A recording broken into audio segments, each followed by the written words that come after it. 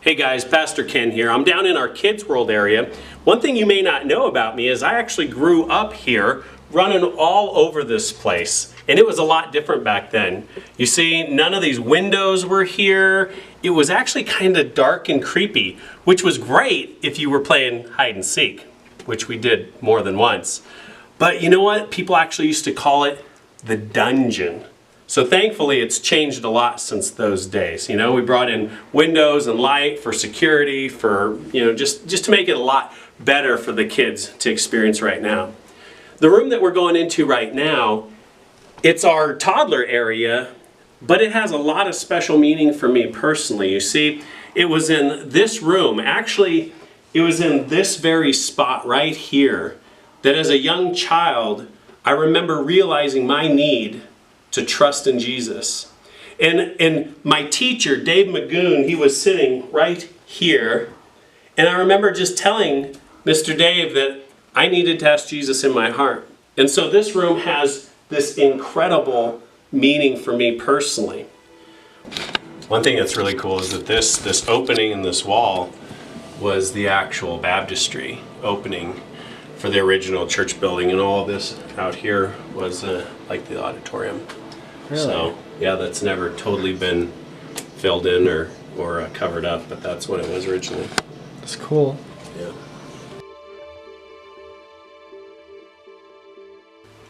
So fast forward a few years, I'm away in college in Arizona. I come back home to Pueblo for Christmas. I get to walk down here for the first time after it's been remodeled, and I don't know, I guess for some reason in my mind I thought that space would always be there, that sacred space, that they would work around it. Maybe they would set up a shrine to that momentous occasion, but it didn't happen. And I remember being confronted with initially this hurt, that this physical space that represented this spiritual mile marker in my life had disappeared.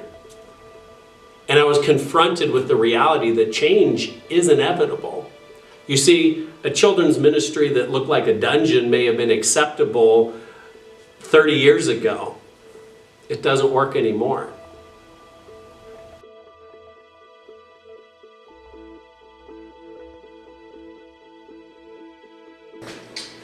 A little kitchen area that was like a serving window that on Sunday nights would do like short order fellowships where after church on Sunday nights, I remember the deacons would come and they'd cook hamburgers and stuff like that, milkshakes. Ooh. Yeah, definitely. Now the gospel, the truth of Jesus that I trusted that day, that saved me and that continues to save me to this very day, the gospel never changes. But the structures and the methods and the tools used to bring the gospel to people change all the time. I think as a people, the question that we have to ask ourselves, are we going to hold so tightly to the methods and the things that helped bring us to Jesus in the first place? Or are we going to choose to hold tightly to Jesus and embrace a vision that will help others come to Jesus as well?